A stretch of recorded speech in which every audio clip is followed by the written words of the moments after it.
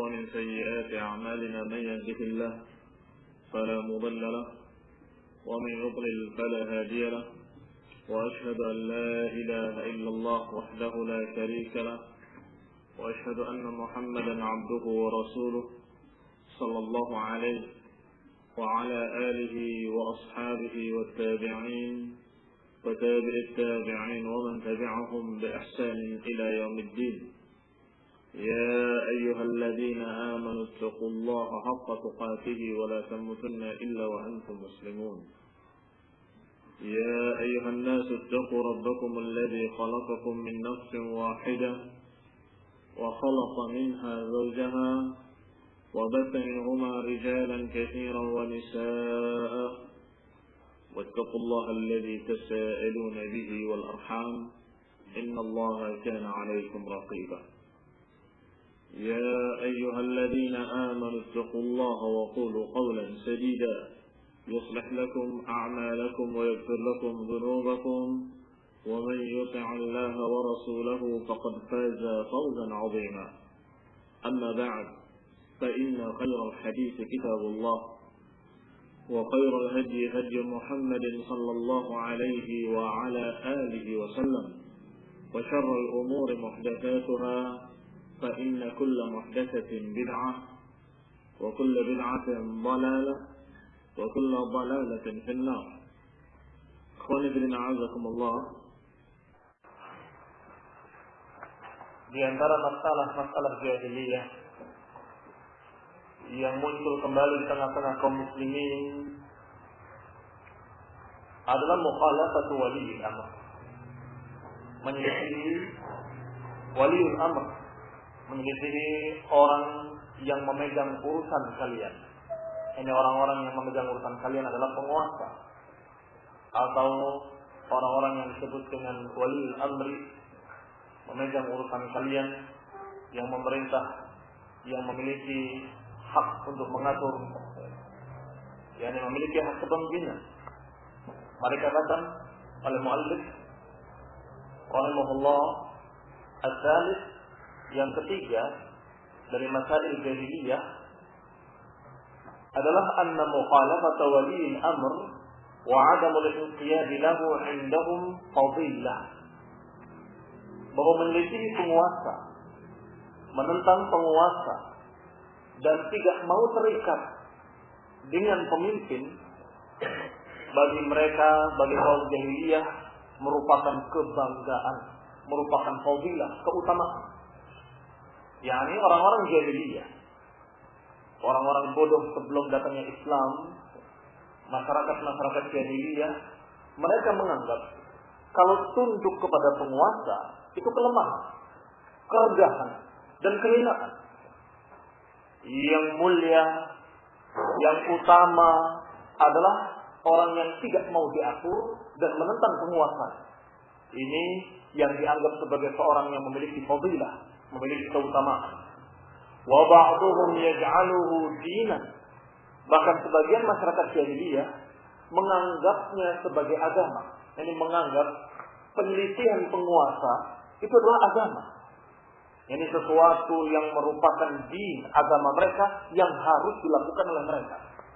Sehingga mereka merasa kalau menaati penguasa dianggap mereka kurang beragama, kurang soleh.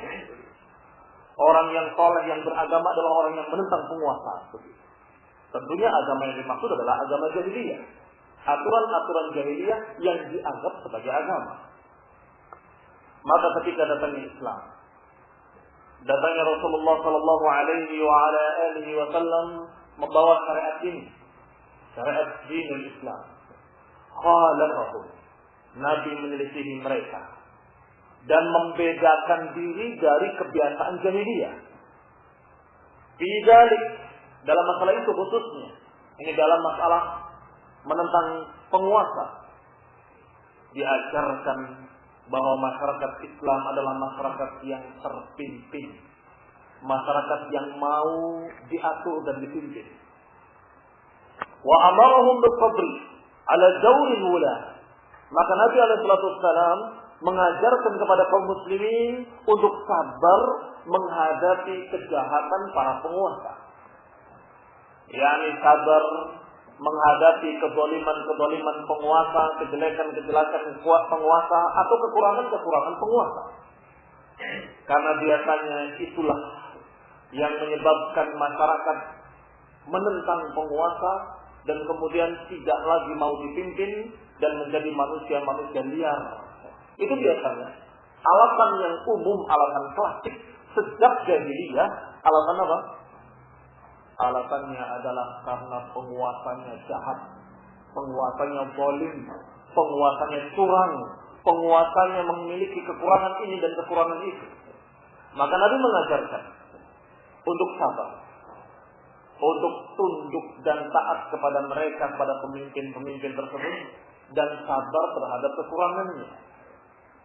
Yani memang namanya manusia pasti akan memiliki kekurangan.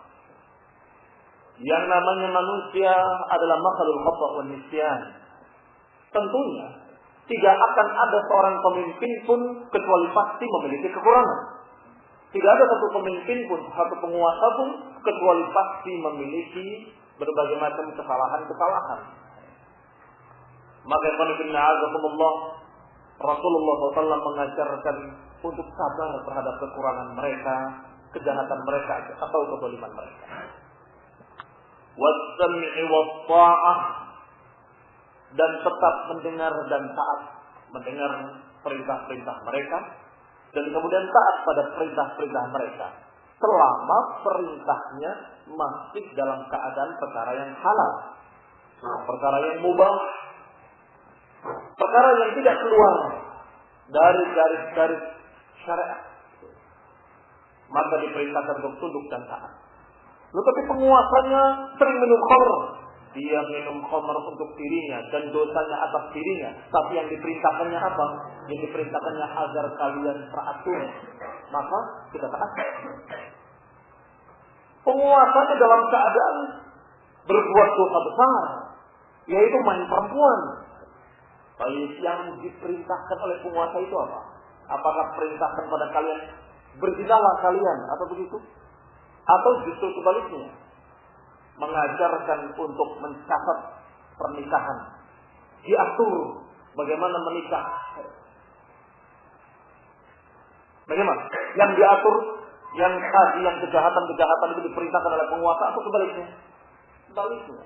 Maka kalau penguasa itu tetap mengatur dengan kebaikan-kebaikan, walaupun dia jahat untuk dirinya, zalim, memakan harta rakyat misalnya, atau dia dalam keadaan berbuat dosa besar, maka perintah-perintahnya selama perintah itu masih dalam keadaan tidak haram, perintahnya itu dalam keadaan masih di dalam batas-batas syariat, tidak keluar dari syariat, tidak memerintahkan kepada yang haram, maka tasma' wa tuti' wa in daraba dhahra wa in akhadha ma'na, maka tetap dengarlah dan tetap taatlah walaupun memukul punggungmu dan merampas hartamu. Ikhwan fillah azakumullah, di dalam hadis Hudzaifah yang panjang disebutkan di sana oleh Rasulullah SAW bahwa kalian nanti akan mengalami masa-masa yang mengerikan. yakni penguasa-penguasa kalian adalah penguasa-penguasa yang qulubuhum qulubus syayatin fi jismanil ins, hati-hatinya hati-hati setan di dalam tubuh-tubuh manusia. Maka Hudzaifah bertanya, bagaimana ya Rasulullah? Apakah nunabiduhum bisayf? Apakah tidak kami perangi saja dengan pedang-pedang kami ini? Rasulullah mengatakan, la ma aqama fikumus salat. Jangan kalian perangi dengan pedang-pedang kalian. Selama mereka masih menegakkan salat di tengah-tengah kalian, selama mereka masih muslim, maka tidak halal untuk memerangi mereka. Ikhwan fillah a'azakumullah, berarti tetap diperintahkan untuk sabar. Wan nasihah lahum, sabar dan tetap menasihati mereka. Wa ghallaba fi dzalika wa abda wa a'ad.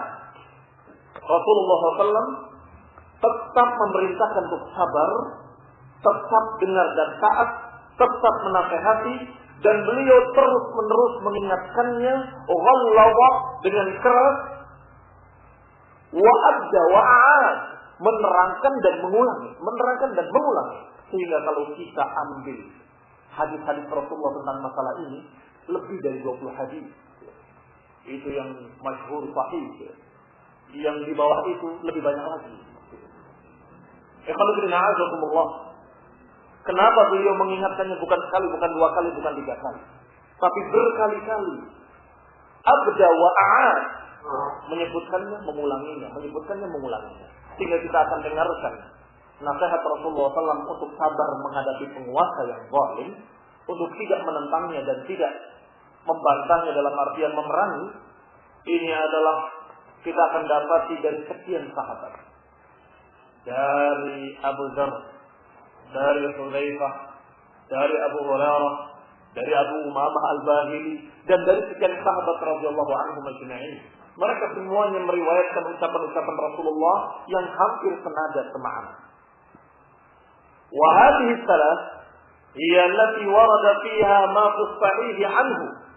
Tiga perkara itu adalah apa yang terkandung dalam hadis-hadis yang sahih dari Rasulullah sallallahu alaihi wa ala alihi wasallam, yakni untuk sabar menghadapi kejahatan penguasa.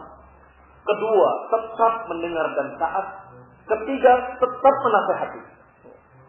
Kalau sabar tapi tidak mau menasehati, maka dia dalam keadaan terus menerus dalam keadaan seperti itu. Dan kalau dia menasehati tapi tidak mau taat, artinya memberontak, menentang penguasa. Demikian pula kalau mendengar dan taat tetapi tidak sabar, pada batas waktu tertentu mereka menyatakan habis kesabaran kami tidak bisa sabar lagi. Maka Allah diperintahkan oleh Rasulullah SAW untuk sabar menghadapi kejahatan mereka, mendengar dan taat, dan tetap menasehati. Diriwayatkan dari Rasulullah sallallahu alaihi wa ala alihi wasallam fi rawahu al-Bukhari, yarda lakum salatan. Allah ridha untuk kalian tiga perkara. An ta'buduhu wa la tusyriku bihi syai'an, wa an ta'tasimu bihablillahi jami'an, wa an tunasihu man wallahu Allahu amrakum. Allah ridha untuk kalian tiga perkara. Yani kalian mengerjakan tiga perkara ini, niscaya Allah ridha pada kalian. Apa tiga perkara itu? Pertama, an ta'buduhu wa la tusyriku bihi syai'an. Kalian beribadah kepada Allah dan jangan menyekutukannya dengan sesuatu apapun. Ini yang pertama. Yang kedua, wa an ta'tasimu bihablillahi jami'an. Yang kedua, kalian seluruhnya berpegang dengan tali Allah dan jangan bercerai-berai. Sama-sama berpegang dengan tali Allah, dengan Al-Quran, dengan ajaran Rasulullah SAW, dengan ajaran Sunnah. Peganglah tali Allah ini seluruhnya. Yang ketiga, wa an tunasihu man wallahu Allahu amrakum. Yang ketiga, hendaklah kalian menasehati orang yang diberi oleh Allah Subhanahu wa taala wewenang untuk menjadi penguasa kalian, yang Allah takdirkan jadi pemimpin kalian, penguasa kalian, yang memegang urusan kalian. Yang ketiga inilah, perhatikan, antunasihu man wallahu Allahu amrakum. Nasaha, yunasihu itu lebih daripada yansah. Yansah menasihat. Kalau yunasih terus menerus menasihat, tidak berhenti. Jangan mengatakan, kami sudah menasehati 2-3 kali kemarin, tetapi tetap tidak diindahkan, maka mulai sekarang kita tentang dan kita perangi penguasa. Bukan itu maknanya. Maknanya tunasihu adalah terus-menerus menasehati mereka dan sabar menghadapi kejahatan mereka. Karena ketidaksabaran rakyat terhadap kejahatan penguasa kemudian menyebabkan mereka memberontak, maka yang terjadi adalah madarat yang lebih besar, madarat yang lebih mengerikan. Ketika penguasanya zalim, tiap hari 1-2 orang digantung, dipenggal lehernya. 1, 2, 3 orang dirampas hartanya, atau sekian ratus orang dirampas hartanya. Ini penguasa yang jahat zalim. Tapi ketika rakyatnya tidak sabar menghadapi penguasa tersebut, kemudian menentangnya dan memeranginya, apa yang terjadi?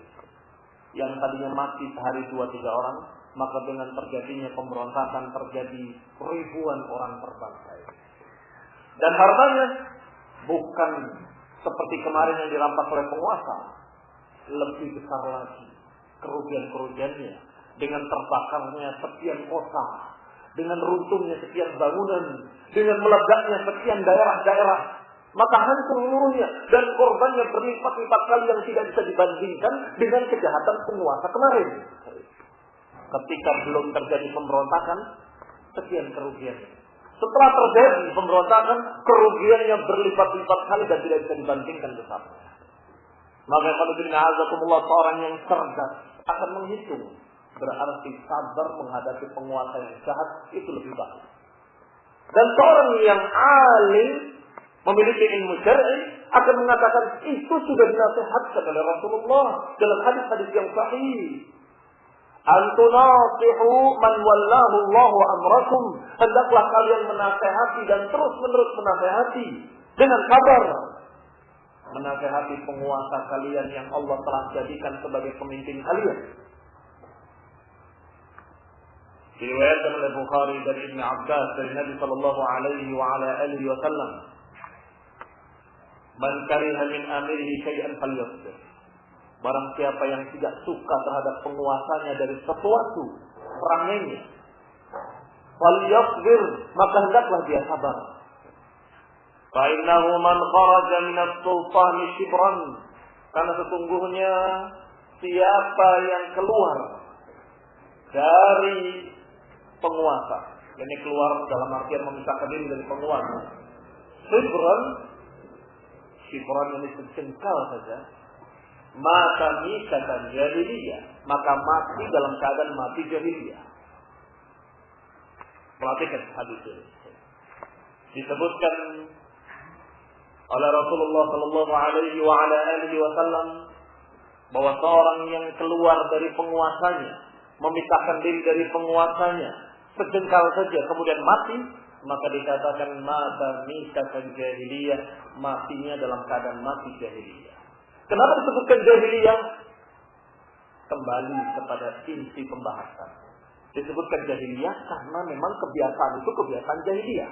Yang dilakukannya adalah sesuatu yang biasa dilakukan oleh masyarakat jahiliyah, masyarakat liar, masyarakat yang belum mengerti agama, masyarakat yang belum didatangi dakwah Rasulullah sallallahu alaihi wasallam.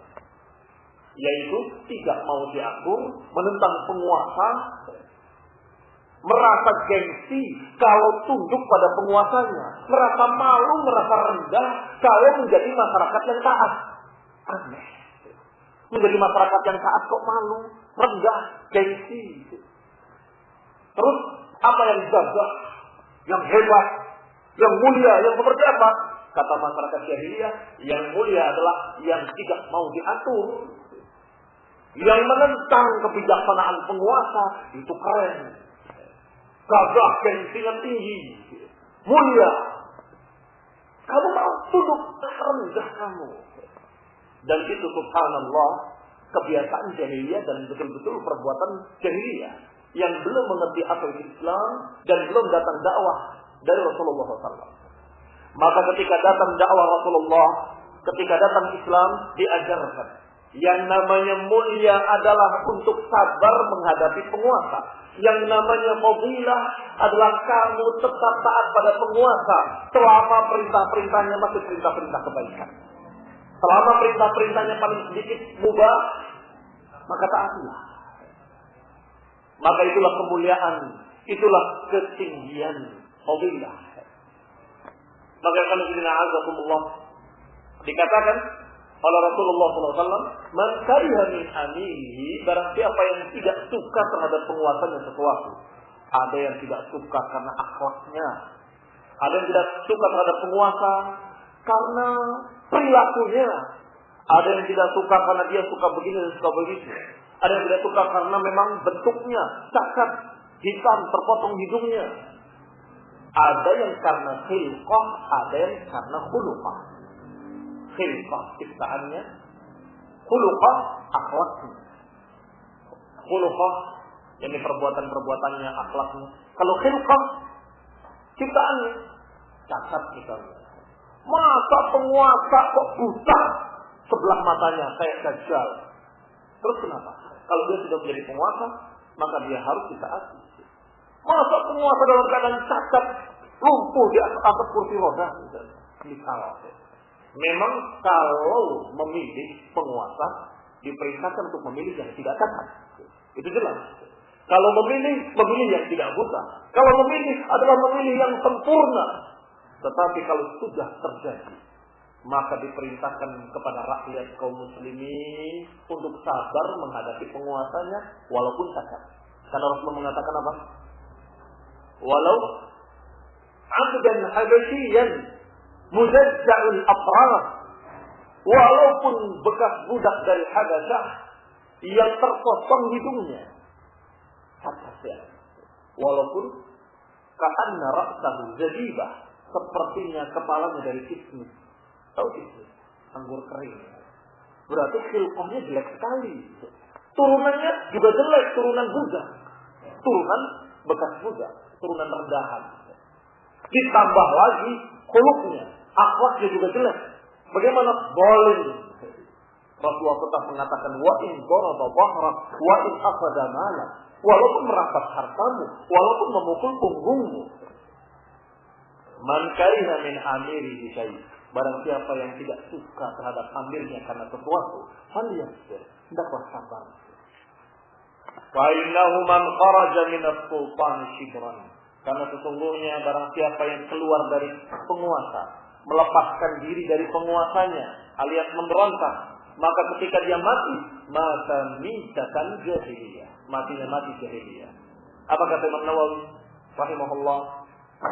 Kemarin sudah kita baca. Man yujib? Man qal? Mada qala Imam Nawawi rahimahullah? Mata mitatan jahiliyah, yani mati kafir? La, bukan mati kafir. Apa maknanya? Nah, mata misla ma mata ahlul jahiliyah fi ghairi imamin wala sultan. Atau kama qala rahimahullah, maknanya mati jahiliyah adalah matinya seperti matinya orang jahiliyah, tidak punya pemimpin, tidak punya seorang yang ditaati, tidak punya penguasa, seperti aliran masyarakat jahiliyah yang tidak punya pemimpin, seperti hewan-hewan di hutan. Siapa yang kuat dia yang menang. Dan itu pun sementara. Dia menang karena dia kuat. Besok ada yang menang lagi. Maka masyarakat itu berupaya untuk menentang penguasanya terus untuk supaya dia menjadi mulia. Jadi yang dianggap mulia adalah kalau bisa melawan penguasanya, itu adalah yang lebih hebat. Ini masyarakat jahiliyah. Maka ikhwan fillah azakumullah, harus dibedakan masyarakat muslimin dengan masyarakat jahiliyah. Masyarakat muslimin adalah masyarakat terpimpin, sedangkan masyarakat jahiliyah adalah masyarakat liar. Wa rawa aidan min Junadah ibni Abi Umayyah. Diriwayatkan pula dari seorang sahabat Junadah ibni Abi Umayyah atau dari seorang tabi'in. Dia menyatakan kami pernah masuk ke rumah seorang sahabat, Ubadah ibn Samit radhiyallahu taala anhu wa huwa marid. Kami pernah menemui sahabat Ubadah ibn Samit dalam keadaan sakit. Faqulna, ini menengok sahabat yang sakit, sahabat Rasulullah SAW. Kemudian kami katakan kepadanya, aslahakallah, semoga Allah memperbaiki kamu, ini mensehatkan kamu. Hadis bihadis yanfa'ukallahu bihi sami'tahu minan Nabi sallallahu alaihi wa ala alihi wasallam. Hadisna, sampaikanlah satu hadis. Lihat, para tulabul ilm, para pencari ilmu dari kalangan tabi'in, ketika mereka sempat bertemu sahabat, walaupun dalam rangka menengok orang sakit, menengok sahabat yang sakit tapi tidak lupa mencari ilmu. Maka ditanyakan kepada Ubadah bin Samit, haditsna bi haditsin, wahai sahabat, sampaikan kepada kami satu hadis. Sampaikan kepada kami satu hadis yang semoga Allah memberikan manfaat untukmu, yang engkau dengar dari Nabi Sallallahu Alaihi Wasallam. Karena kalau menyampaikan satu hadis dan hadis itu diamalkan oleh para pendengarnya, maka yang satu tadi pun akan mendapatkan pahala yang terus menerus, pahala yang jariah.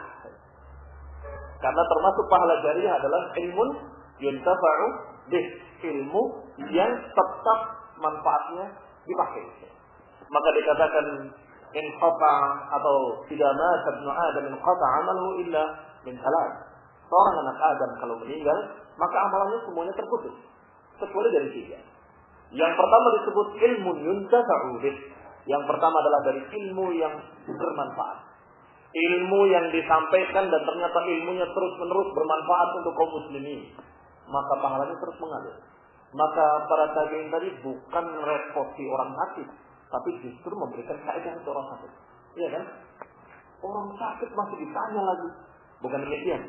Tetapi di samping mereka juga mendapatkan ilmu yang mereka harapkan, juga mereka menyatakan yanfa'ukallahu bihi, Allah akan memberikan manfaat untukmu dengan ilmu tadi nantinya. Akan mengalir terus pahalanya. Dan ternyata iya, ketika kita baca hadis ini, Ubadah bin Samit yang telah meninggal sekian ratus tahun yang lalu, 1000 sekian ratus tahun yang lalu, akan mendapatkan pahalanya terus. Karena kalau tidak disampaikan, tidak nyampe pada kita. Ternyata disampaikan, dan para tabi'in mendapatkan ilmunya, dan para tabi'in menyampaikannya kepada tabi'in, dan terus sampai kepada kita. Apa yang disampaikan? Disampaikan oleh Ubadah bin Samit radhiyallahu ta'ala anhu. Da'ana an-nabiyyu fabaya'na sallallahu alaihi wa ala alihi wasallam. Nabi pernah memanggil kami dan kemudian membaiat kami. Fakana fima akhadha 'alaina an bay'ana 'ala as-sam'i wa tha'ah. Dan di antara apa yang kami baiat, yakni kami sumpah setia kepadanya, adalah untuk berjanji setia untuk tetap sam' wa tha'ah, tetap mendengar dan taat kepada penguasa. Iman syafina wa makrahina, ketika kami semangat ataupun kami dalam keadaan tidak suka. Wa usrina wa yusrina, dalam keadaan sulit maupun dalam keadaan mudah. Wa atharatin alaina, walaupun dalam keadaan kami diperbuat secara curang. Atharatin alaina, yakni penguasanya lebih mementingkan dirinya dan tidak mementingkan rakyatnya. Ini namanya athar, kecurangan, kezaliman. Kami berbaiat kepada Nabi SAW untuk bersumpah agar tetap benar dan taat kepada penguasa walaupun dalam keadaan semangat ataupun tidak semangat, dalam keadaan mudah ataupun susah, dalam keadaan diperbuat secara adil ataupun secara zalim. Wa an la nunazi'ul amra ahlahu, dan agar tidak merebut kekuasaan dari yang berhak. Yunazi'ul amra ahlahu, yakni tidak memberontak, tidak merampas kekuasaan dari penguasanya. Illa an yakuna kufran bawahan indakum minallahi fihi burhan, kecuali kalau terjadi kekufuran yang nyata, yang jelas, yang kalian punya bukti di sisi Allah. Dan ketika kalian dipertanggungjawabkan di sisi Allah, kalian punya bukti.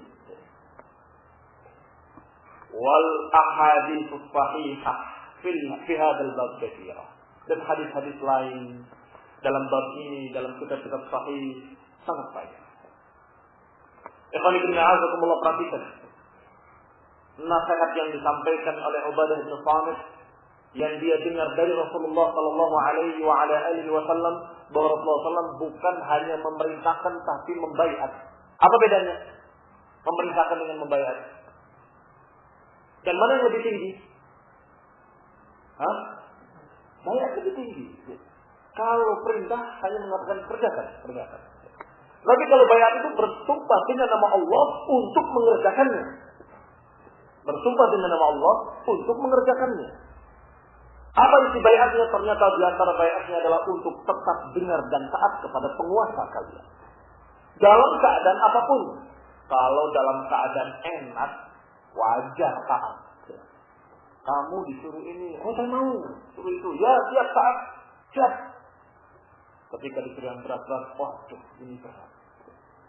Maka Nabi menyatakan fiman syafina wa makrahina. Walaupun dalam keadaan nasyab ataupun dalam keadaan makruh. Nasyab itu semangat, sedangkan makruh tidak suka, dalam keadaan benci. Usrina wa yusrina, dalam keadaan susah ataupun mudah. Perintahnya mudah atau perintahnya susah, tetap taat. Wa an la nunazi'ul amra ahlahu, dan agar tidak menentang penguasa dan memberontak kepada penguasa. Ini pesan Rasulullah SAW dalam bentuk baik. Maka diingat-ingat oleh para tabi'in dan selamatlah mereka. Dan tentunya kita bertanya, mengapa Ubadah bin Samit radhiyallahu taala anhu menyampaikan hadis ini kepada para tabi'in yang bertanya tadi? Padahal tentunya ilmu beliau sangat banyak dan hadis-hadis Nabi lengkap yang beliau punyai tentang masalah fikih, masalah akidah, masalah sholat, masalah puasa, masalah haji, masalah-masalah yang sekian banyak itu dihafal dan diketahui oleh Ubadah bin Samit.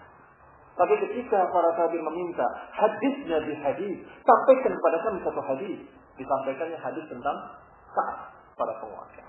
Mengapa demikian? Tentunya karena melihat keadaan saat itu. Keadaan di masa itu adalah keadaan di masa fitnah, masa munculnya Khawarij, masa munculnya Syiah Rafidhah yang kedua-duanya sama-sama menentang penguasa.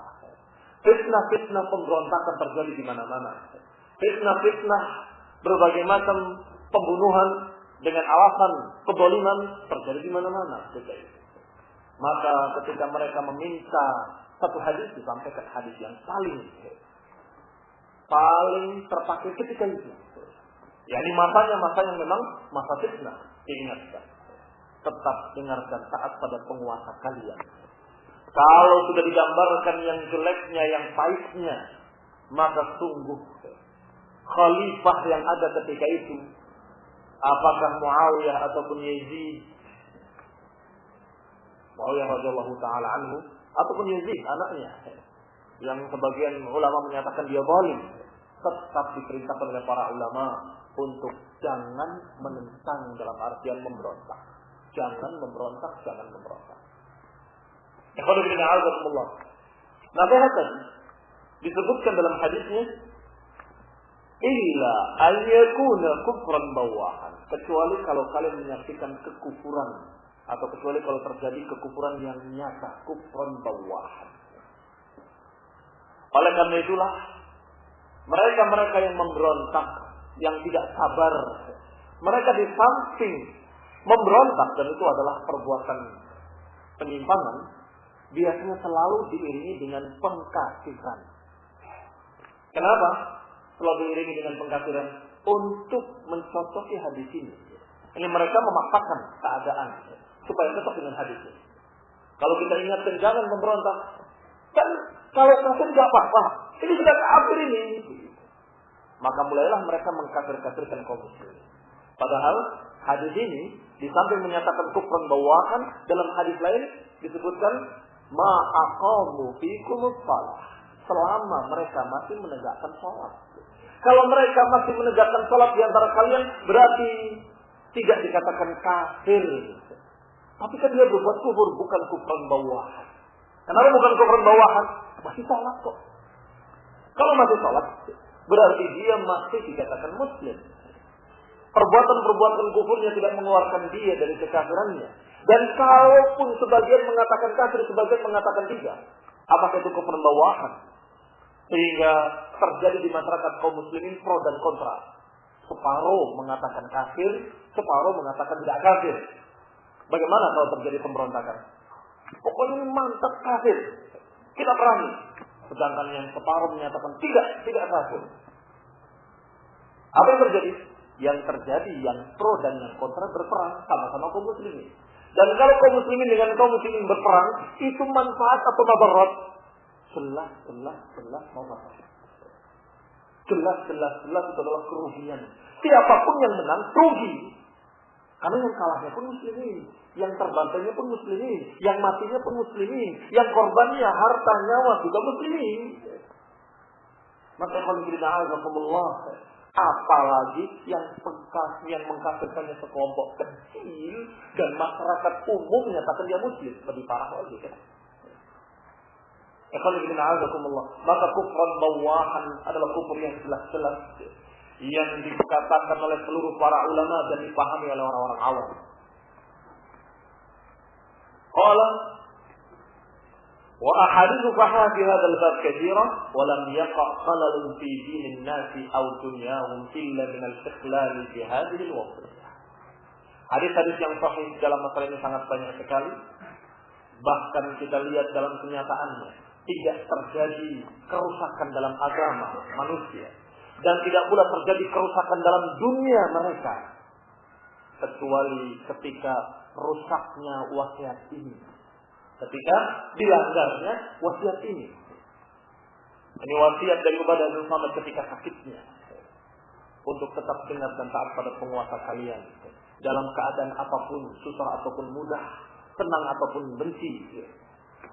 Ini wasiat. Dan ternyata kita lihat kehancuran agama, berarti sesat, menyimpang, itu ketika meninggalkan wasiat. Kehancuran dunia, kekacauan, pembantaian, pembunuhan, kerugian-kerugian harta, rusaknya masyarakat, juga ketika wasiat ini ditinggalkan, maka terjadilah kehancuran-kehancuran. Berarti ketika wasiat ini ditinggalkan akan hancur agama dan dunia. Maka kita ingat bahwa perbuatan jahiliyah yang ketiga adalah mereka tidak mau tunduk pada penguasanya dengan alasan yang macam-macam. Dan menurut masyarakat jahiliyah, kalau tunduk pada penguasa itu rendah, hina. Sebaliknya kalau menentang penguasa, keren, mulia, gagah. Maka ditentang oleh Rasulullah SAW, dibantah. Dalam Islam tidak begitu. Diajarkan dalam agama ini bahwa masyarakat Islam adalah masyarakat yang terpimpin, masyarakat yang mau diatur, bukan masyarakat liar. Demikian Allah, masalah jahiliyah yang ketiga. Wallahu taala a'lam. Subhanallah, alhamdulillah, la ilaha illa anta, astaghfiruka wa atubu ilaik.